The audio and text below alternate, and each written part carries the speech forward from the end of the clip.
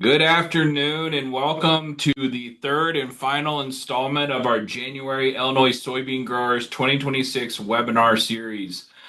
Today we're going to be hearing from Gary and Nick about reassessing your farm income mix for stronger secondary revenue.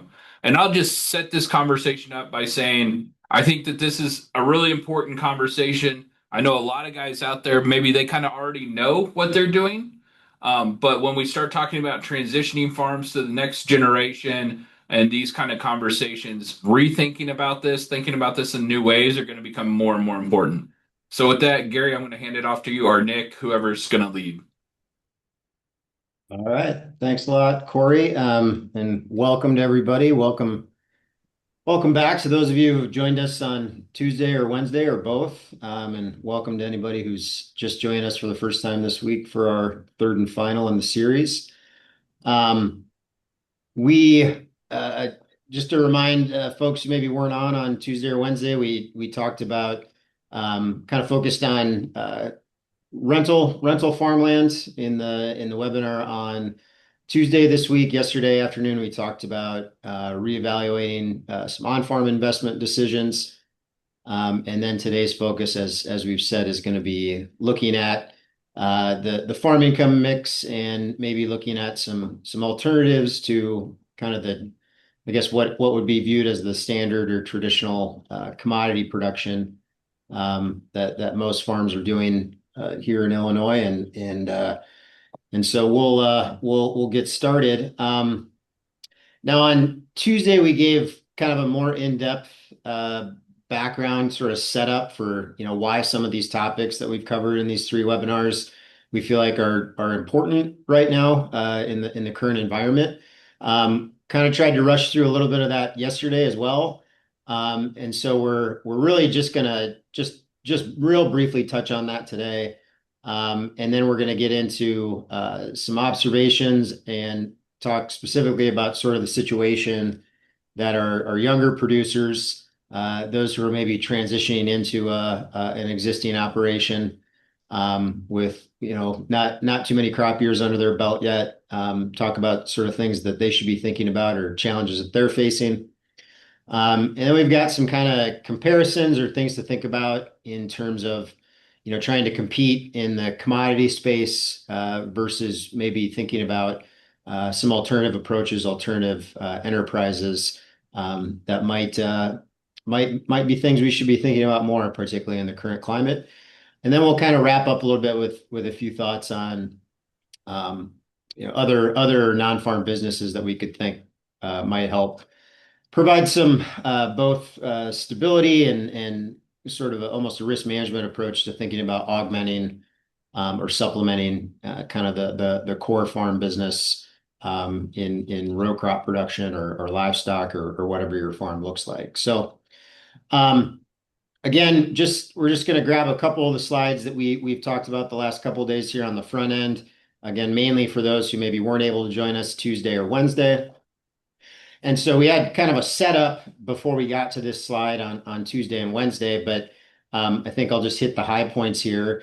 And kind of the reason we're talking about these three topics that we have covered and we'll cover today in this series is just the very challenging return environment that we've been in since the 2023 crop year. And so what we're looking at again is net farmer returns for kind of typical or average cash rent situations in central Illinois. These historical numbers here through the 2024 crop year are all actual figures from grain farms that are enrolled in Illinois FBFM. And then 2025 and 2026 are our projections, kind of looking towards how 2025 will shape up when all is said and done. That crop gets marketed here throughout the marketing year. And then looking ahead to 2026 as we start doing some planning or start tweaking some of the plans we've already made for the 2026 crop. And so, the points we've made here is that these returns are obviously highly variable. A number of excellent crop years that resulted in extremely good farm incomes. The ones that stand out are sort of the period where we had the ethanol build in the late 2000s into the early 2010s, as well as kind of the three crop years, sort of right at the tail end of or kind of that started during the pandemic year of 2020 and into the 2021 and 2022 crop years.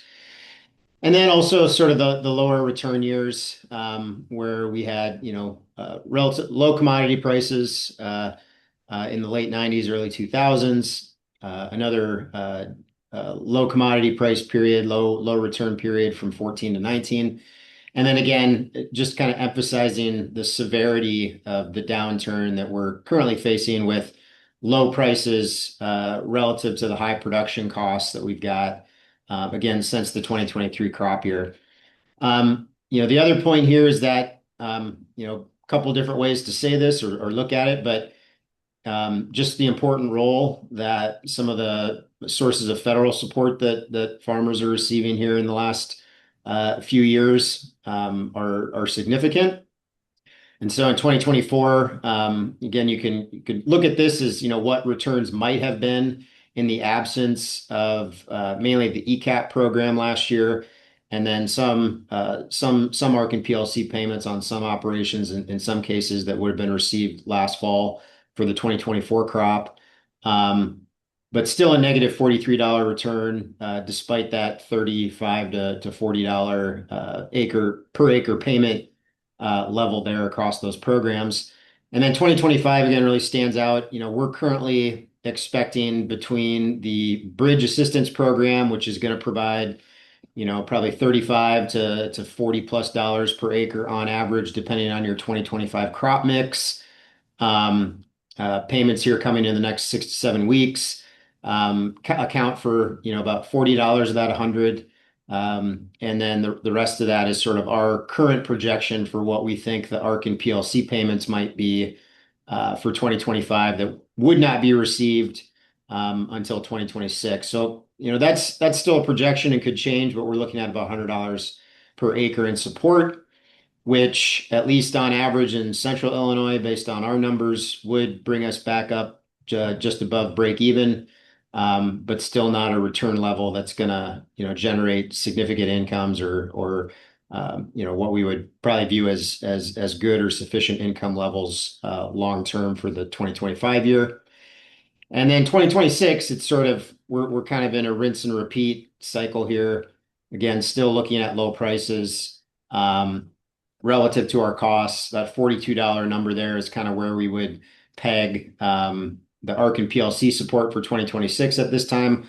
A lot of things could change, a lot of things could happen on that number and what happens in 2026 between now and a year from now or a year and a half from now when those ARC and PLC payments would actually be made. But that's sort of the situation we're in. So federal payments have been making a big difference, not completely turning a bad situation into a good situation, but definitely helping offset some of these challenges, at least in the short term.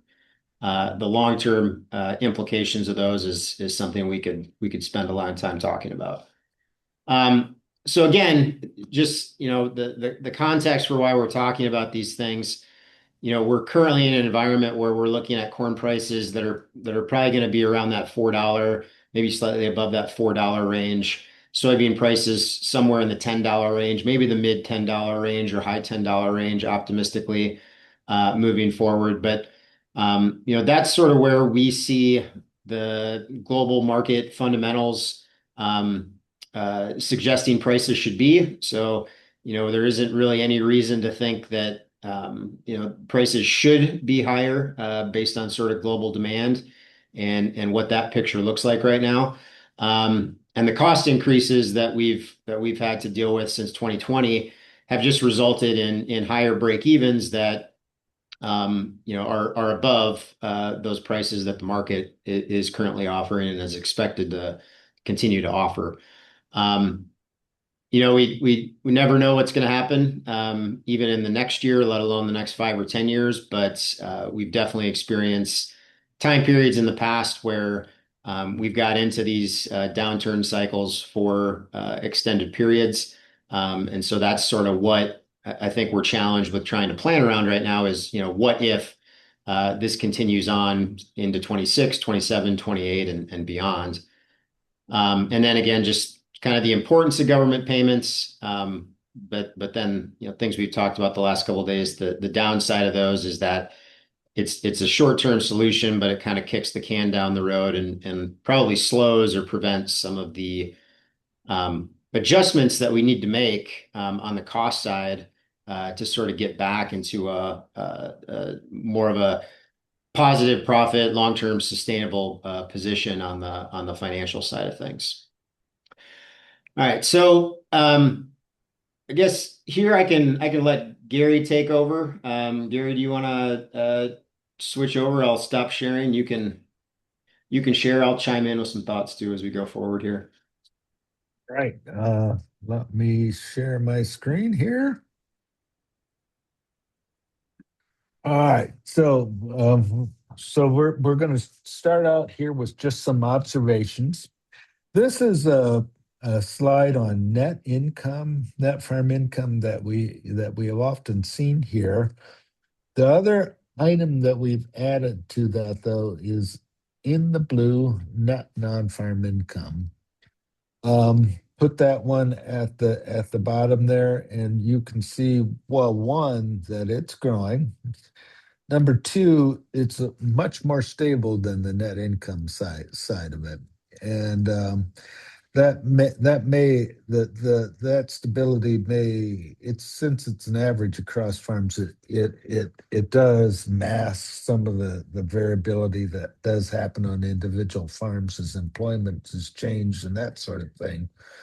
But that net non-farm income is today on many farms a significant part of the funding sources of that operation, and it has been that way for a long time. And if anything, it's probably growing in significance. The other item that we put in there is family living and tax, and that just that shows what average family living and tax on Illinois FBFM farms have done. That has been increasing over time. I would note there that family living for those farms that do have to pay for their medical contributions, that is included in that family living, and it's a significant part of that. So the family living would be one of those sources of or family living would be one of the uses of incomes from farm and non-farm.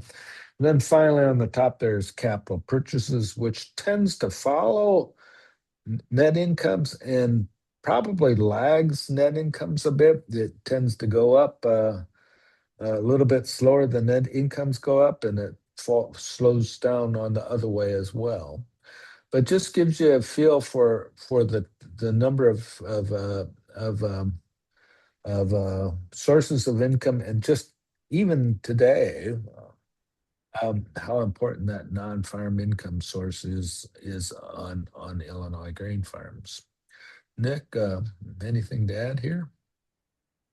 Yeah, I mean, I think, the other thing when we've talked about this slide in particular with showing family living there against the two income sources is, again, 23 and 24. It's not the first time in recent history we've seen family living exceed kind of total income between farm and non-farm sources. But again, the size of the gap is pretty significant, and so that has led to the beginnings of some equity erosion on grain farms that we track in FBFM. And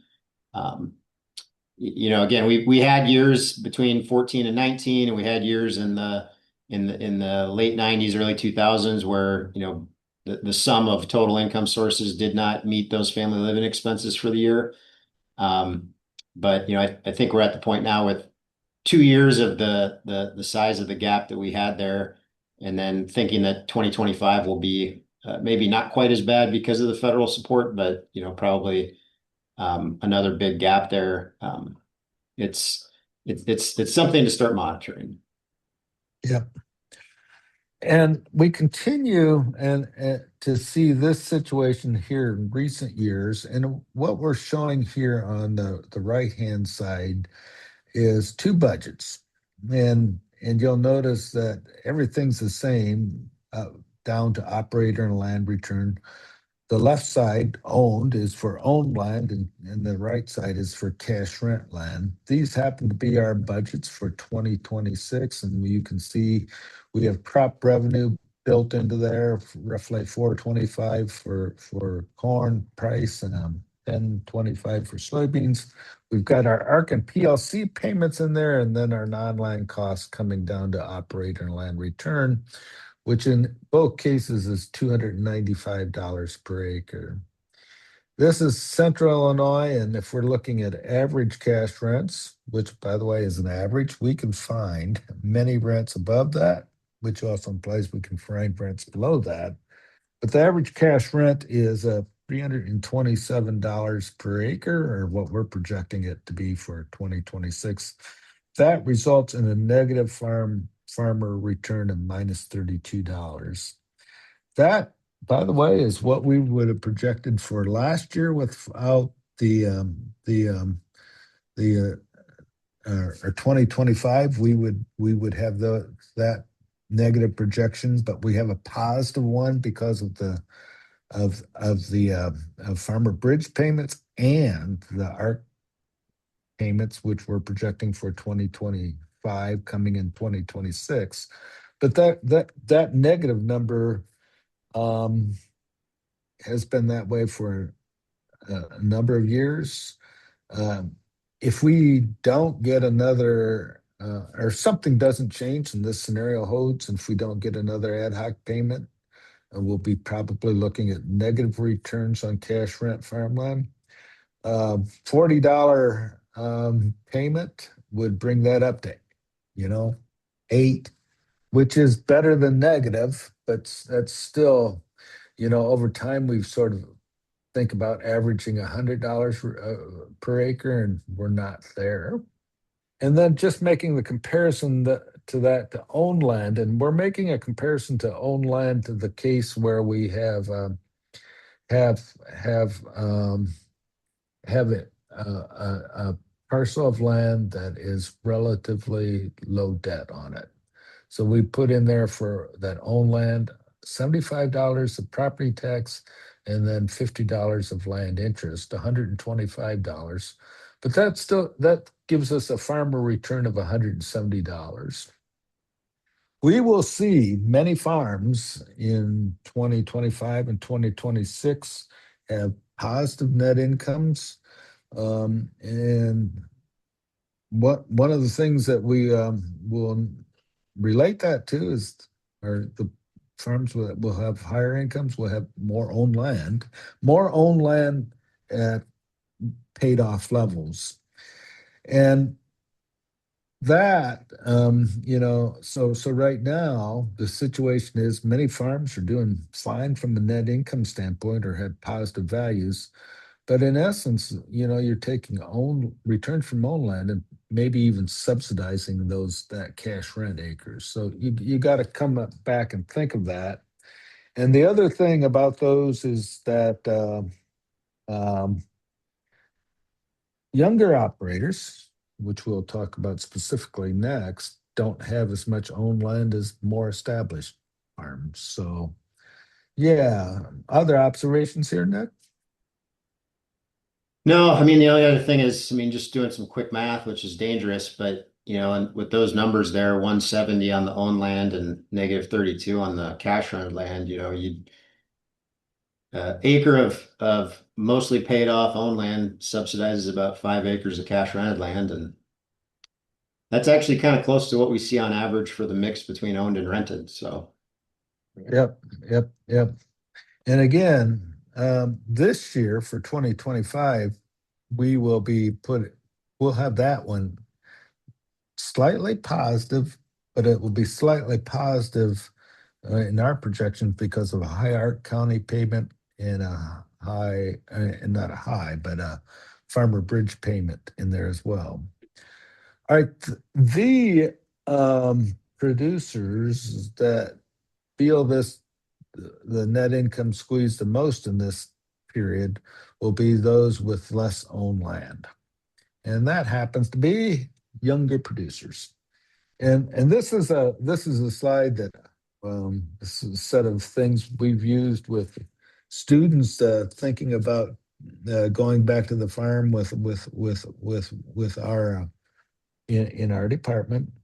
But here's just some notes that younger producers, and obviously most younger producers will be also coming into farm operations. So there are many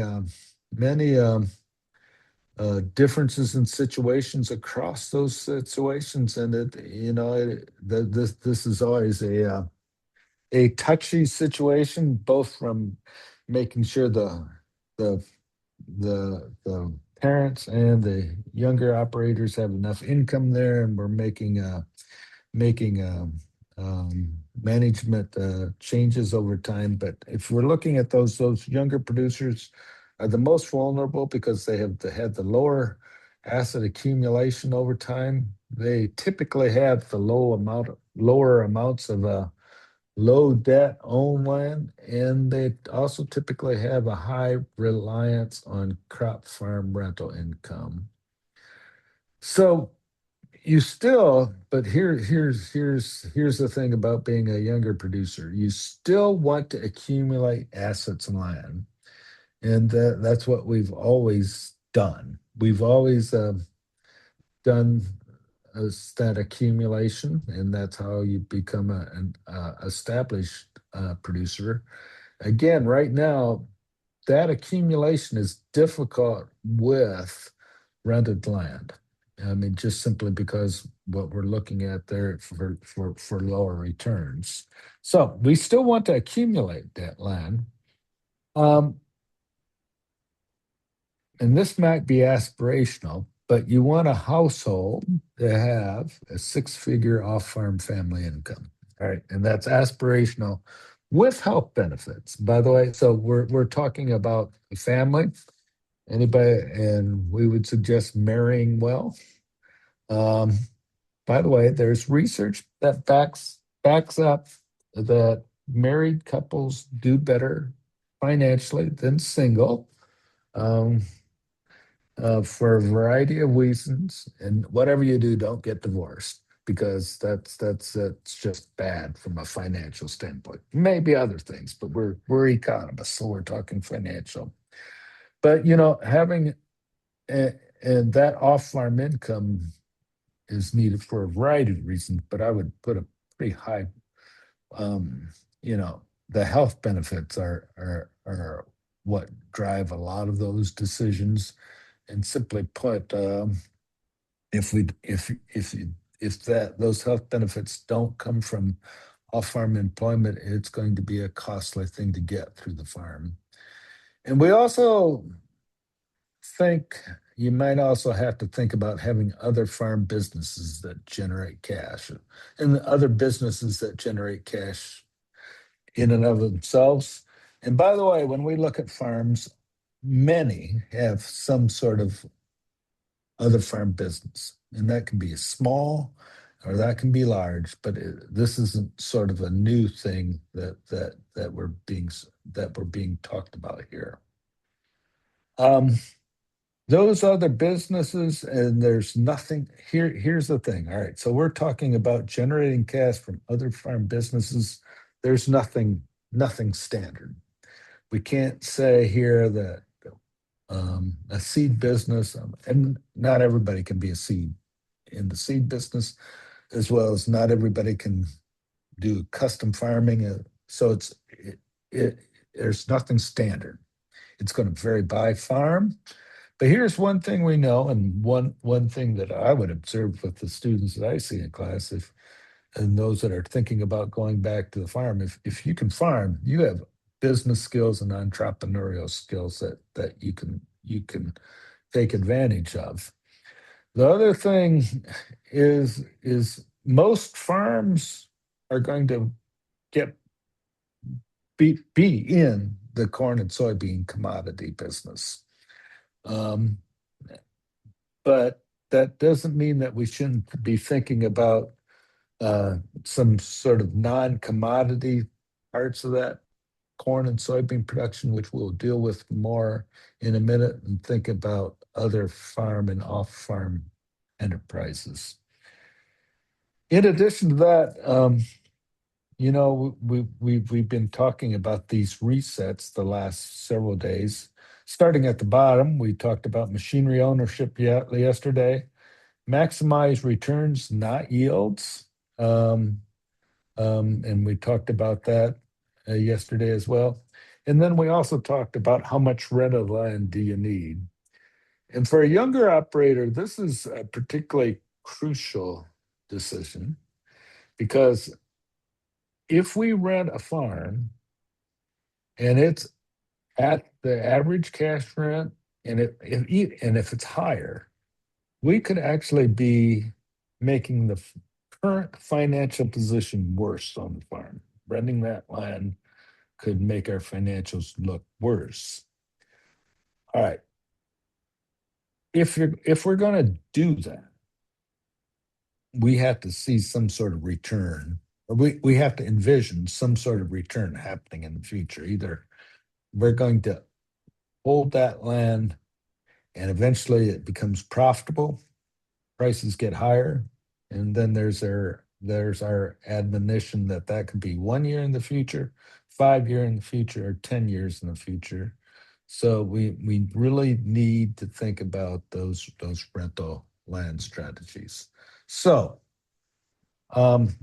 that sort of, it's always a tough time to be a young producer, but right now you have to really do think about the fact that renting farmland isn't a hugely positive item at this point in time. So things I missed there, Nick, or No, I was wondering if you'd give your Mary Well advice. So it's always good to hear that. And yeah, again, those reset points, as Gary said, we kind of went into more detail on those yesterday and on Tuesday. So, but everything kind of blends together here as we talk about these things. So, all right. So now we're going to talk about all right. So there's non-commodity production, and then or trying to make that our commodity production, some of it look non-commodity, and that's going to vary. And then we'll talk about some other events as well. So here's a classic farm dilemma. Farmers, if they're producing commodity corn and soybeans, face the same price as every other farmer, and they're a price taker. And there's no way to differentiate oneself based on the commodity itself. And economists, and this is true in the long run, or at least economists believe it's true, price will equal the average cost. So this puts a high emphasis on being a low-cost producer. And if you look at, by the way, we talk about this all the time, right? We divide up producers up into high and low categories and show that the farmers with high profitability, the main way that we can distinguish them is by lower costs. So there is a high emphasis on being a low-cost producer, and really, and that is the only way to differentiate oneself into this production. By the way, just so we know, it's not a new phenomenon, and this was a statement made by John Kennedy back at a Midwest Farm Conference in 1959. And it's true. The farmer is, after all, the only man in our economy who has to buy everything he buys at inflated retail, sell everything he sells at depressed wholesale, and pay the freight both ways. So, observations, Nick, or? no, I think Kennedy was a senator at the time, but Yeah. thought that was a fitting quote. Probably thinking about being president at that point in time. So, Yeah. That was the equivalent of talking about ethanol in Iowa in 1959, I suppose. There we go. So, commodity based. Here's what we all talk about, and they are important. Economies of scale, which then will lead to specialization, and we can see that on farms in the Midwest. Over time, we specialized corn and soybean production, got very good at it, and have gotten rid of a number of other items as well. We've adopted technology to improve efficiencies, and we see that genetics, machinery, pesticides, fertilization. We make sure we really use make sure our capacity is utilized, and that would include custom farming. We emphasize managerial efficiency, planning, data analysis, and we always talk about cutting input cost or buying better. And again, if you look at a typical FBFN or what a farm management specialist talks about, these are the things that they talk about. This is what FBFM would emphasize to you. And by the way, they are important. And again, the only way that one can differentiate oneself is by cost in a commodity-based environment. All right. So let's think about, and again, when we talk about decommoditizing commodity production, we want to create value from differentiation so that we're a bit off at the very least. Costs are always going to be important, but we're a bit off just being able to differentiate ourselves based on cost. And we're going to give some examples about how we can do that, and with higher degrees of differentiation, having more risk. So we're not necessarily, or the riskiness or being able to do this is it is important to consider, and it also requires more skill and more management, and maybe stating that differently, different skills and different managements. You're not only as a crop farmer, you're the major people that crop farmers. There's a lot of people. You're a major customer of the crop farmers that rent a landlord. Now, each one of your customers has to be also valued and considered, maybe more so than now.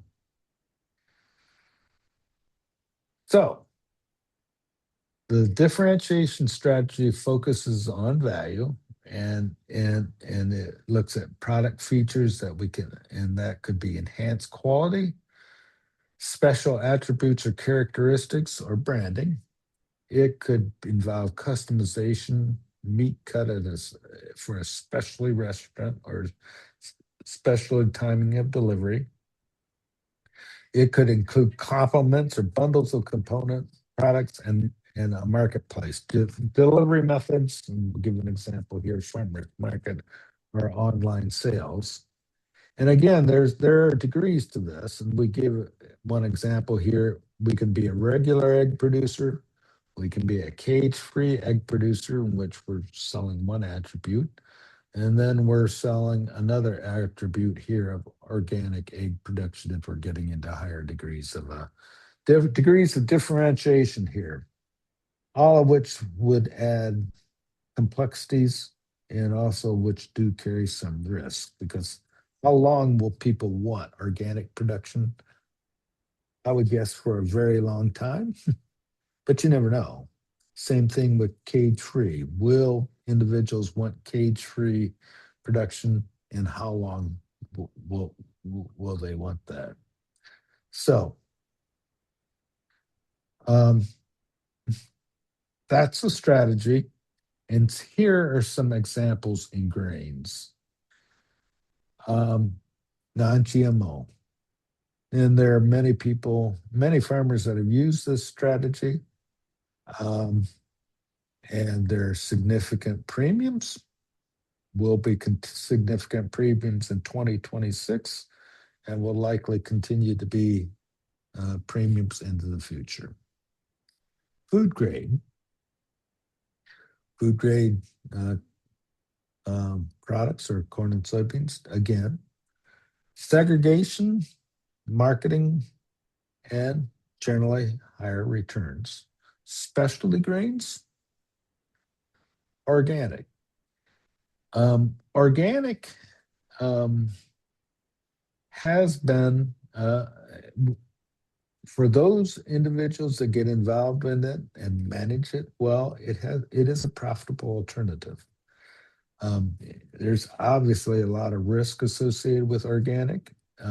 There's a transition period, and then you have to manage the crop a whole different way. In each one of these, there's always a risk that those premiums go away. And the other thing about any one of these is if you encourage all farmers to do it, it just becomes a commodity again. If every farmer began doing non-GMOs, we would all of a sudden drive the non-GMO premium down to the regular commodity-based corn product. Then there are other alternatives, which include branding and direct to consumer. And Nick can go through some of these examples here. Yeah, and hopefully, it's very possible some of the folks involved with these brands could maybe even be on the webinar today. I don't know, but hopefully nobody minds that I grabbed a few logos off the internet just to provide some examples.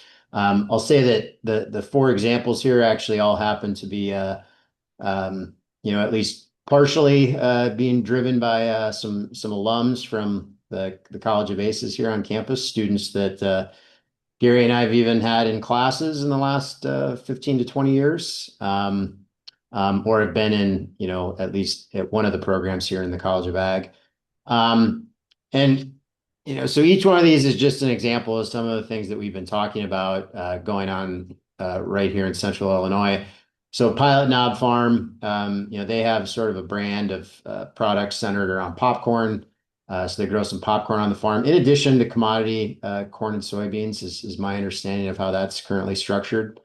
And they've kind of done some work together. The husband and wife work together. I believe the wife has the kind of more of the communications and marketing side of things, and they've successfully gotten into some grocery stores with their products. They're doing some packaging and everything on their own.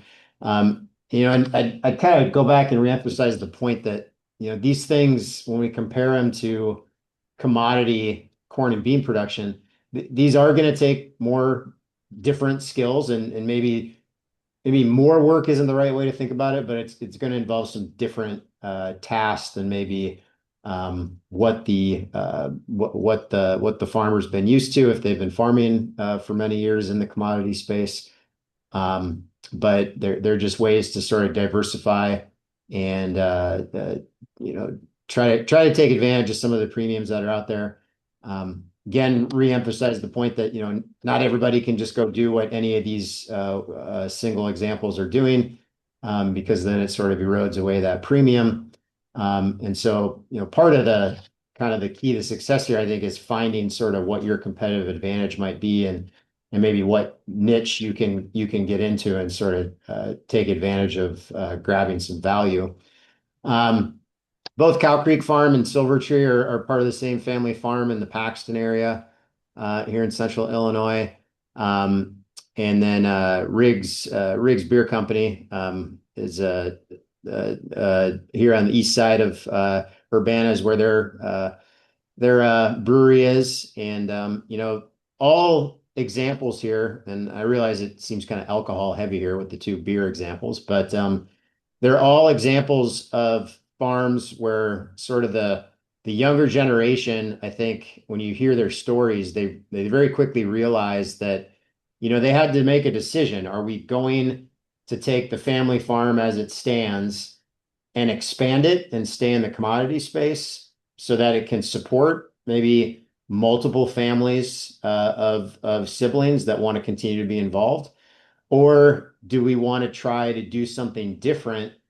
And these are just examples of folks that are at least going into that space of doing something different and have had some success in doing that and keeping what would be viewed as relatively small family farms from acreage perspectives in the commodity space sort of viable and able to support multiple families, without having to get into the high cash rent competition or investing significant resources, maybe securing new farmland loans with existing farmland.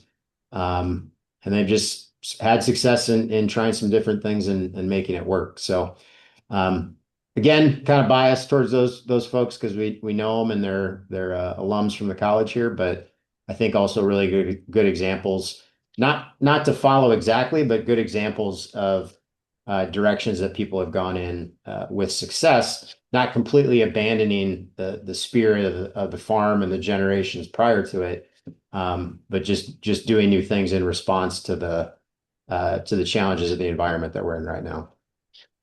Yeah, and it is important to point out, these are non-commodity approaches and varying by degrees. And if you get too many people doing the same thing, you just again drive it back to a commodity-based approach.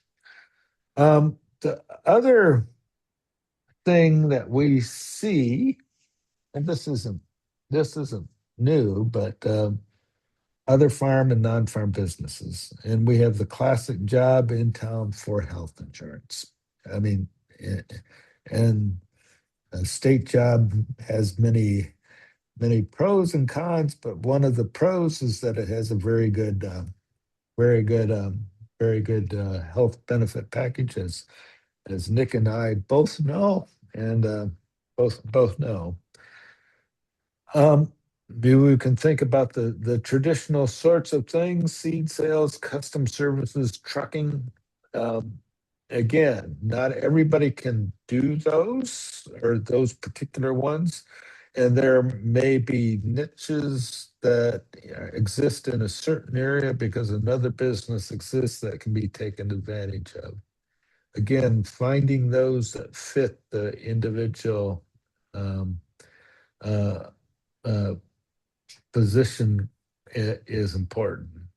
And again, this isn't actually new. We see farms doing this all the time. So building that in to our plans and maybe emphasizing it a bit more is important. So we need to make sure that this works with or around the farm business and that the time demands work. And it contributes to, by the way, to total, and I would put cash income here. You typically have a farming business that, particularly if you're buying land, it's asset accumulation. We want something that generates cash or emphasizes generates cash, and it does provide stability and also the benefits. The other thing that I would say is that um, once we begin doing this, um, generating significant sources from other farm businesses, um, making sure then that the investments on the farm contribute to well-being. We're going to be generating funds from another source. Do you want to? And right now, I would be questionable about using those funds to generate a large acreage base with high cash rents. I would be less skeptical of using those funds to buy farmland.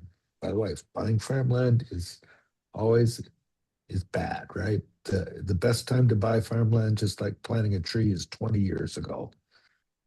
But you got to do it sometime. and the cash flows are going to be difficult and hard.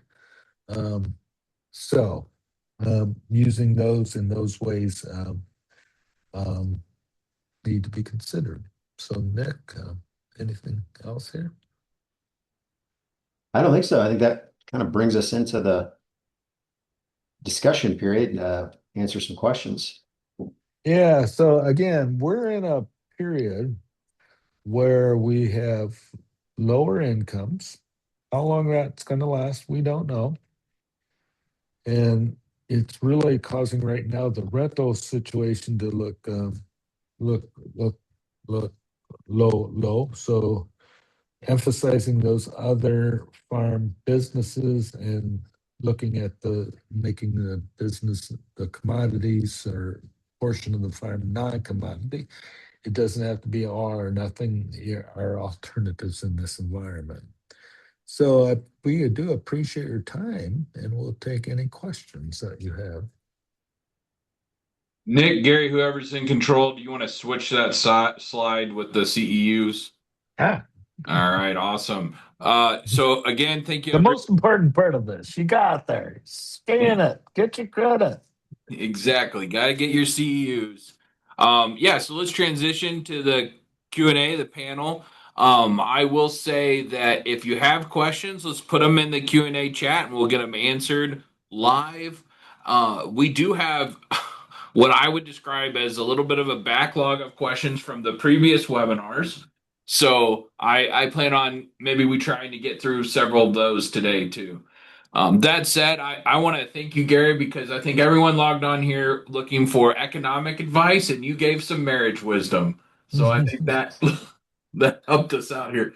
I believe I heard you say it's a good idea to marry rich, and that or marry into wealth.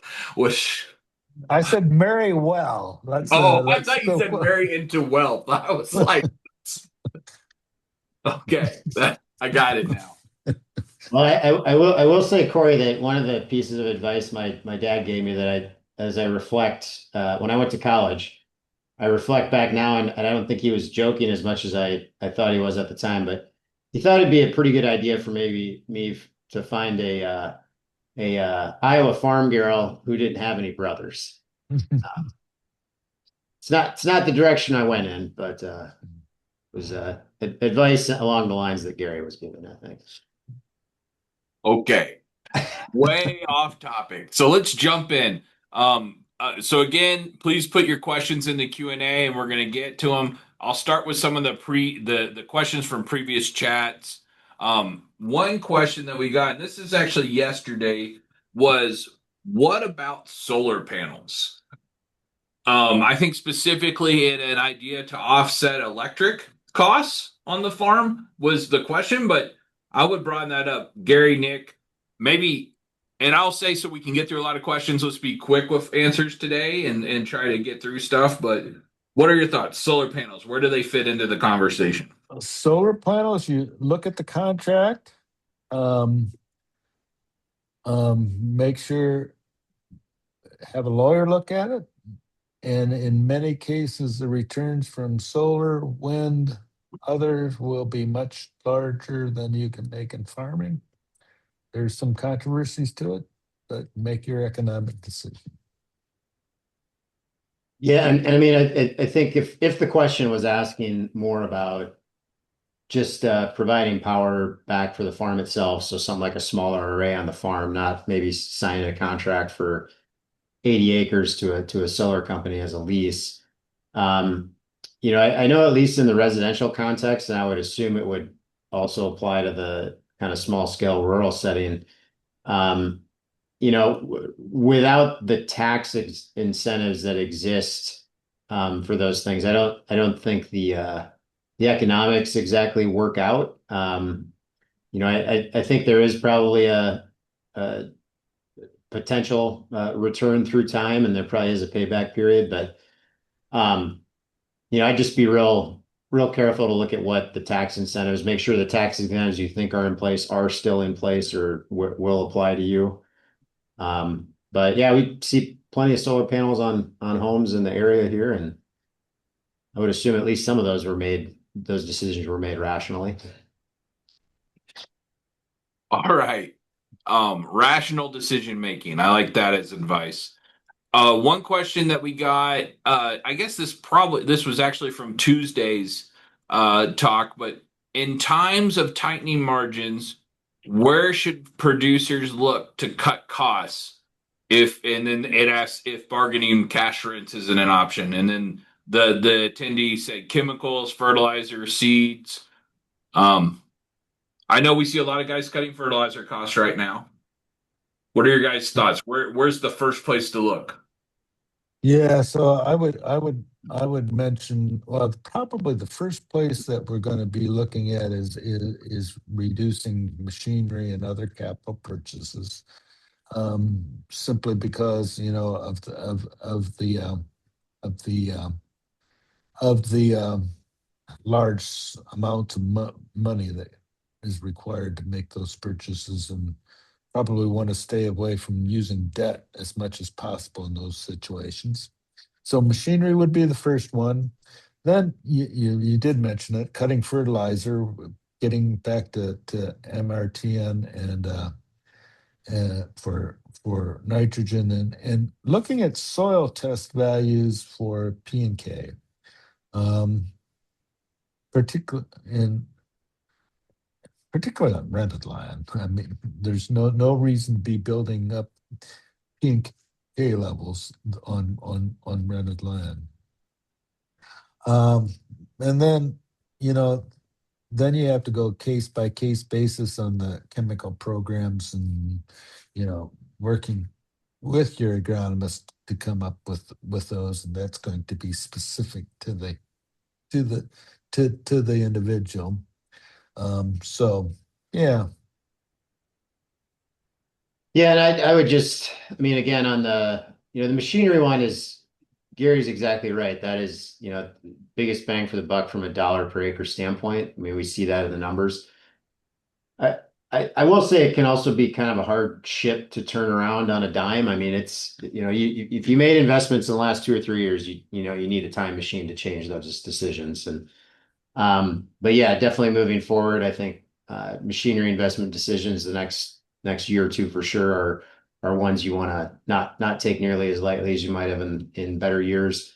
On the input side, I would just reiterate a point we made, I think, multiple times the last couple of days, is that, every extra pound of nitrogen you put on to try to get more bushels, every fungicide application you maybe do preemptively, because there is research that shows there's a yield benefit to it.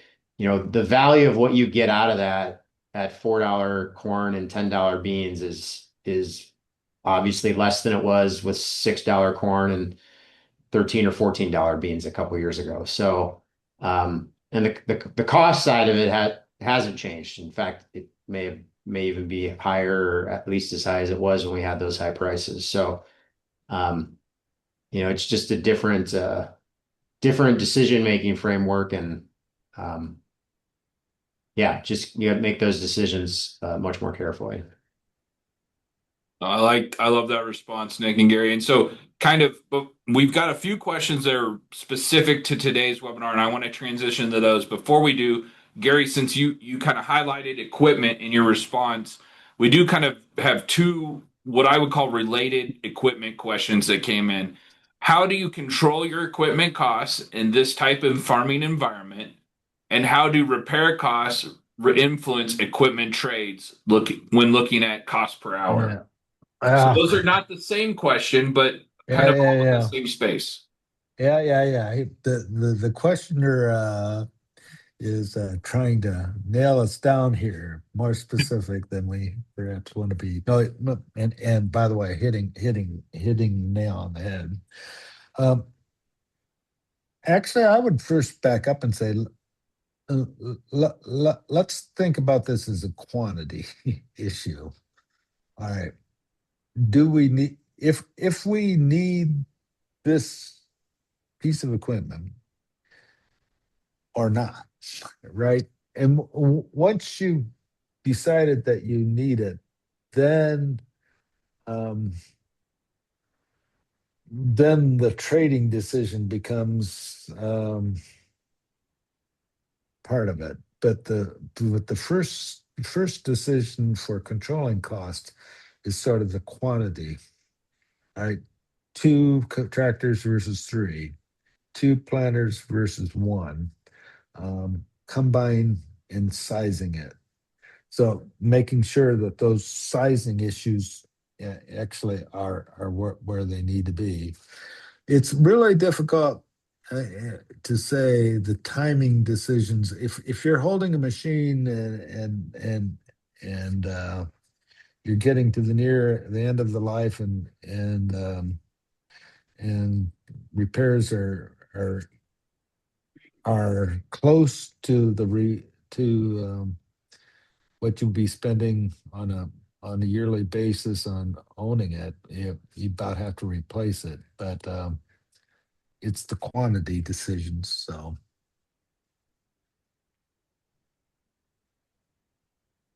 No, I think that's good. And so I just want to transition a little bit to today's um, conversation a little bit, thinking about alternative. One question that I got texted to me was what's just in your guys' perspective, I guess, what's the most common off-farm income? And I'll narrow it down to I suspect the easiest answer there is the spouse income.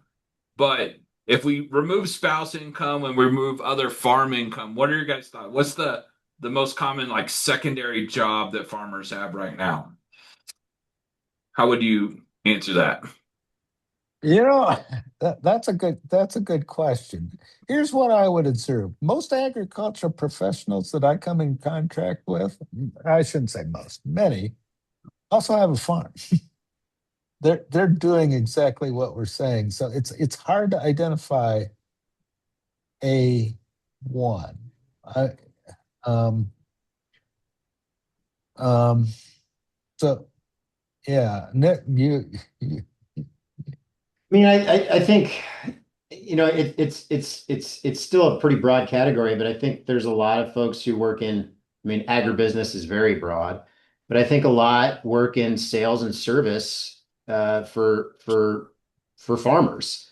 And again, that sort of gets at I think the skill set you have if you're a farmer to be able to help and work with other farmers on the sales and service side, whether it's lending or inputs or whatever, you kind of understand other farmers because you're a farmer yourself. And it also kind of hits that timing point that we made in one of the last slides to where, when farmers are busy, that's not the best time to be bothering them with sales calls. And, that's not when they're borrowing the money. They're doing that before they get busy. So it's those jobs in, again, my experience in talking to people who do work off the farm, they're kind of working in areas that are providing some kind of product or service for farmers, and that allows them to kind of have the time to focus on farming when things have to happen in the spring and the fall. And then they got to put the time into that alternative employment, kind of in the more down periods.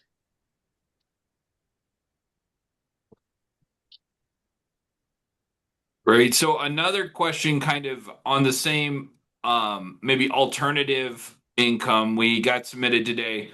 Thoughts on hemp or other crops as an alternative strategy? And I'll ask you, you guys can speak to hemp directly if you want.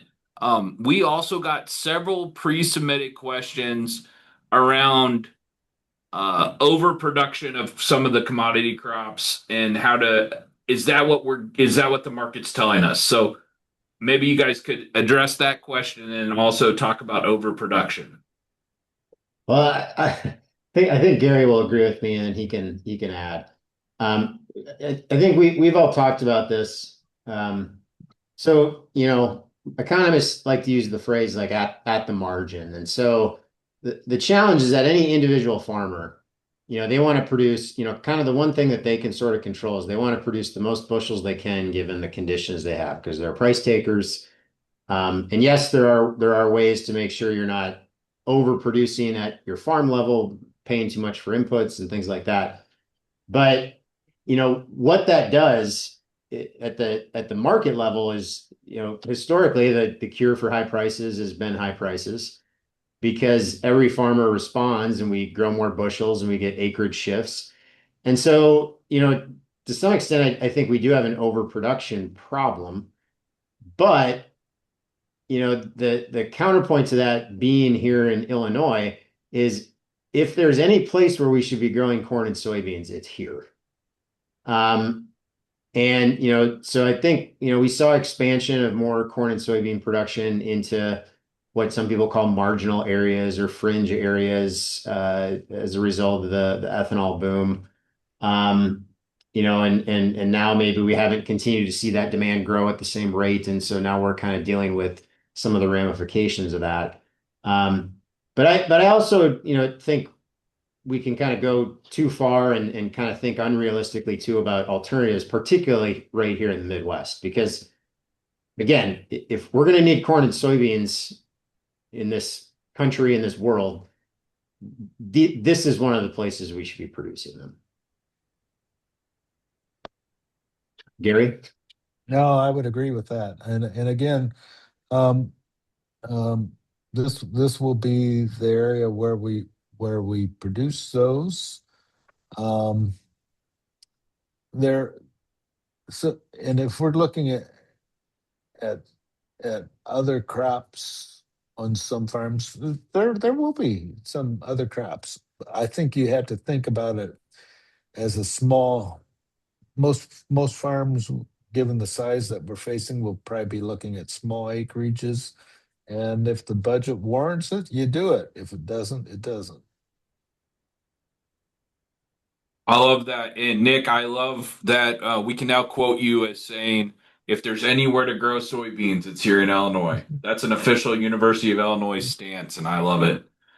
Um, that said, okay, I know we're at the top of the hour, but I'm going to keep this going and just kind of go through our stock of questions that we didn't get to in the past. And if anyone wants to submit a question live, I please invite them to do so.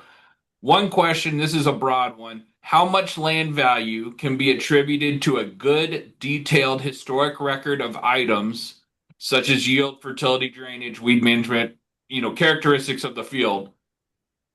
Or is there a value that's above the productivity index?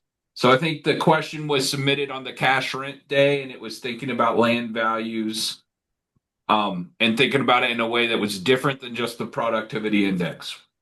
Yeah, the honest and sad answer is that it doesn't matter a lot in the price of the land. If we look at the productivity index and then any sort of land improvements, um, you know, the land itself um,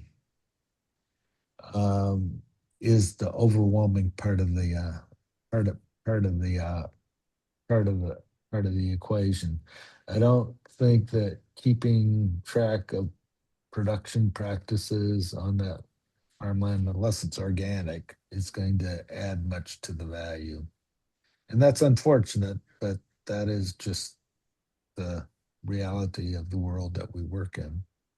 Are we in a point where, when it comes to land value, land purchasing, land is almost the same as a commodity like grain?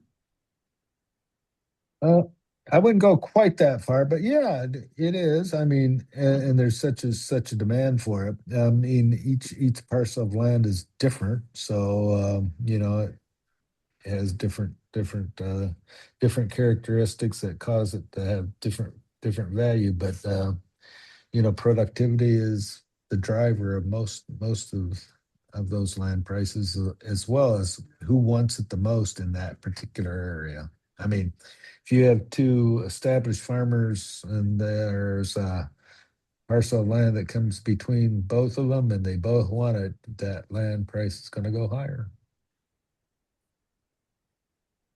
Right. We'll switch to a live question here. I see where it takes 1.7 hours an acre. That's 1,175 acres per person. Is too much labor a cost problem, especially for a family with multiple members? Thoughts on that question? Um, yeah, that's a good one. Uh, you know, from farms with multiple members, you wouldn't get. I mean, the issue with is that you're trying probably to provide family living uh, to more families with or the more family members you have for the same acreage base, you have to factor in more family living, and there is just so much return there, and those returns are not the highest right now.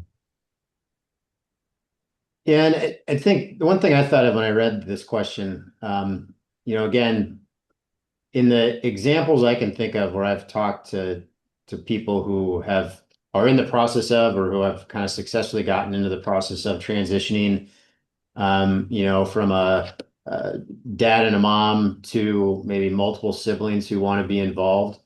Um, you know, I think it is a challenge, and one direction you can go at one extreme is just to increase acres, to try to kind of, I guess, suck up that labor availability when you go from kind of a husband and a wife to maybe multiple partners and spouses.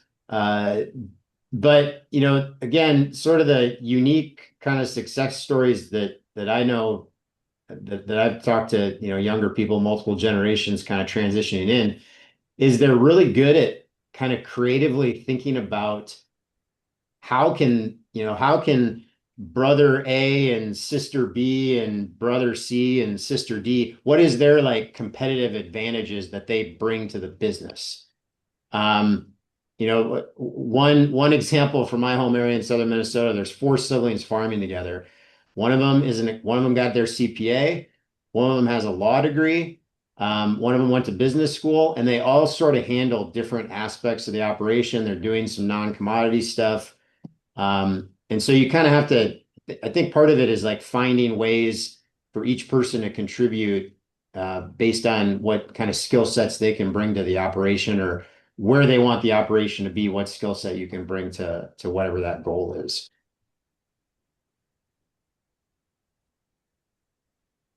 I like that. I think that was a hard question to answer. So I appreciate you guys taking it on.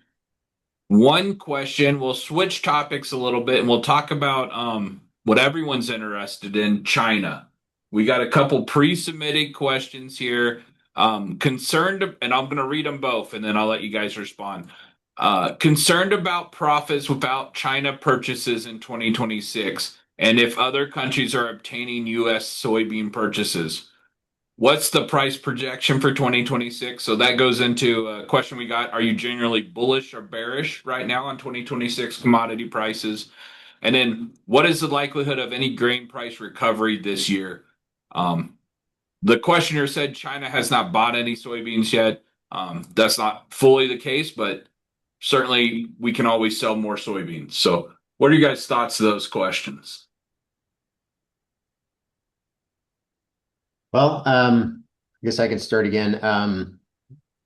My thinking on China has evolved a little bit. I mean, so I still think it's obviously an important market.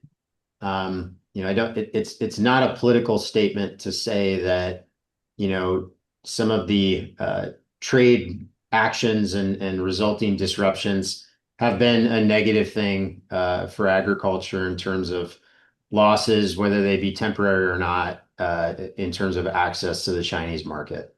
I think it's also given a leg up on South America in terms of their competitiveness with the U.S. as a global grain supplier, grain and oilseed supplier.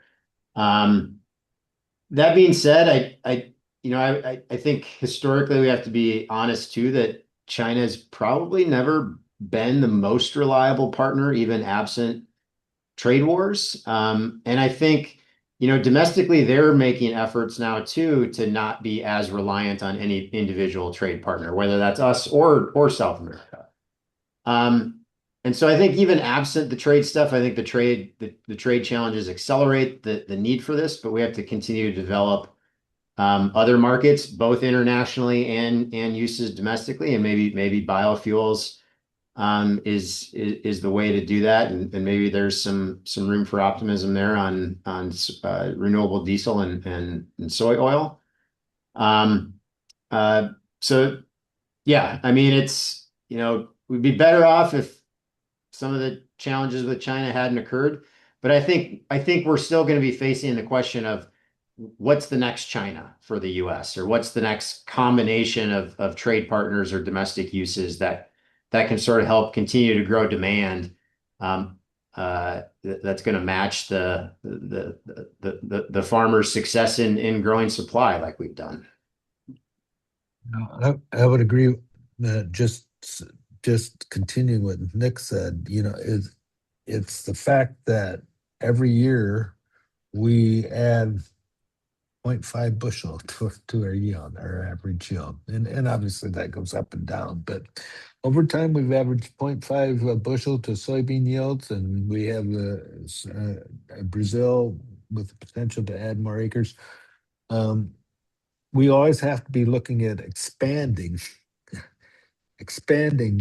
uh, use just to sort of stay level.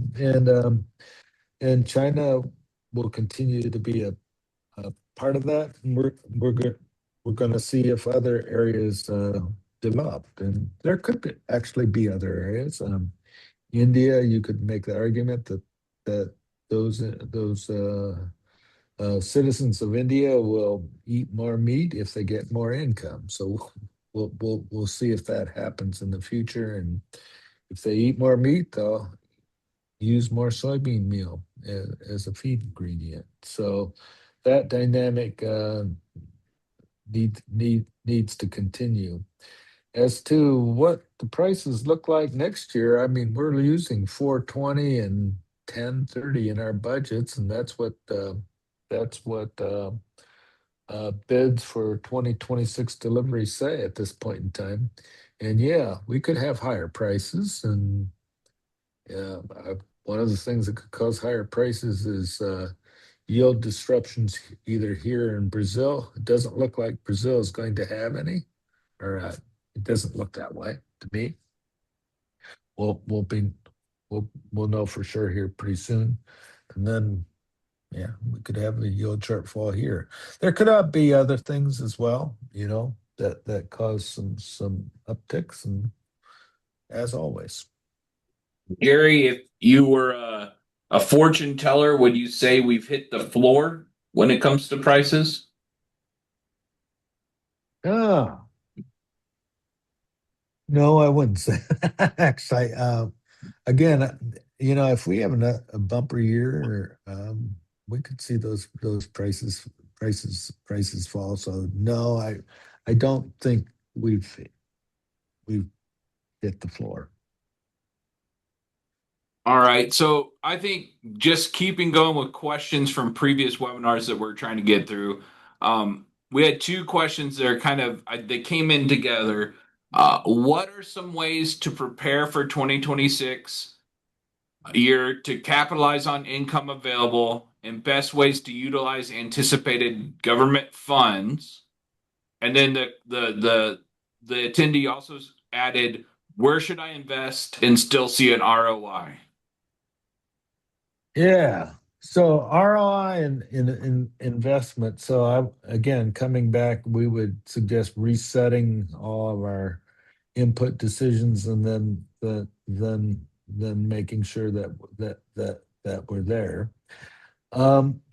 ROI, if you want to look at ROI, a couple of those investments, and these are all farm specific. You can't make blanket recommendations. But if drainage is an issue on owned land, we typically do see higher ROIs on those drainage issues. We can see, and again, if you have funds available, making those, looking at those grain bin investments may have a good ROI. And there are potential for other investments that depend on the individual farm situation. The next question, and this echoes back a little bit to the oversupply question, so we've already kind of talked about this, but should there be an incentive for farmers to plant double crop soybeans if there is an oversupply issue? So double crop soybeans, so is that causing a problem in your guys' minds? I I'm don't, not, yeah, yeah. I don't, I mean, I think what Gary and I are both going to say is I don't think the amount of double crop acres, even if they were to magically double in Southern Illinois, I don't think that's going to be a driving factor in terms of further depressing prices. Um, in fact, I would say, our wheat budgets never look real favorable when we look at those, particularly for Southern Illinois, where you could do some double cropping. But then when you pull in that second soybean crop, because you are taking a land cost and spreading it out over two crops, I don't know about 2026 numbers for sure. I'd have to look at them again. We're actually going to update our crop budgets probably next week or the week after, and but there have been years recently where double crop soybeans are it's an attractive option. Of course, you would have had to make that decision and have the wheat crop in the ground already, but I don't know, Gary, if that was kind of where you were going to yeah, go with no, I them. would agree with that. And the other thing about double crop soybeans is if they do have to be managed, and typically getting the wheat off early and using fungicides and higher yields um, are things that have to go along with making wheat double crop profitable. So another question, and this is, mm, I'm debating whether or not you guys will be able to answer it because it's a pretty specific question. Is building a new farm shop available for full expensing in 1 year, like factories are supposedly receiving under the administration's new plans? I don't know the answer to that. We can find you the answer to that though. Brad Swilling and FBFM would know the answer to that, but I uh, will provide you that answer, Carly. But I don't want to answer now because I would Fair answer it enough. wrong. Fair enough. We have two more questions to get through. With crops in many states stored on the ground under tarps, how do lending institutions view the need for more on-farm storage? That's a little bit of a broad question. I think that that's referring to our storage. First off, is your perspective in Illinois, is there a lot of on-ground storage? Uh, I see quite a bit on ground storage at some of the larger grain handling facilities in the area. I don't know if I see as much of it on individual farms. Um, the trade-offs here is that or grain quality issues or concerns if you move to a more robust storage system. Um, Talked a little bit about this yesterday in the webinar.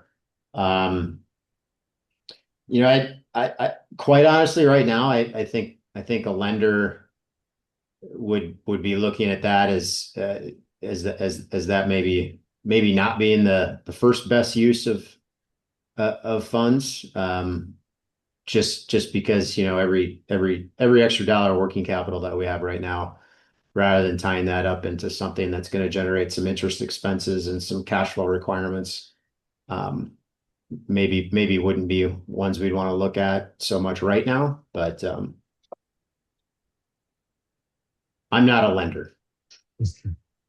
Okay, I think we're hitting these last few questions. The last question that we had, and this was from yesterday's webinar, how do Illinois producers' economics compare to other states? And then there's a reference to an AgWeb article about Georgia. But just generally, are we in the same position, different position? What are your guys' thoughts there?